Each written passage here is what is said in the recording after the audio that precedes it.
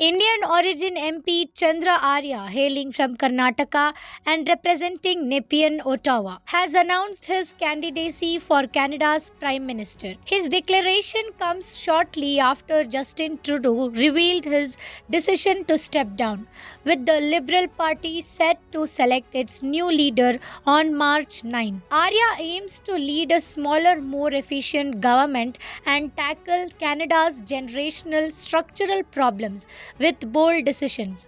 His platform includes policies like increasing the retirement age by 2040, introducing citizenship based taxes, and officially recognizing Palestine. He also advocates for Canada becoming a sovereign republic, replacing the monarchy as the head of state. The Liberal Party's leadership race is gearing up, with a nationwide process to decide the next leader before the 2025 elections.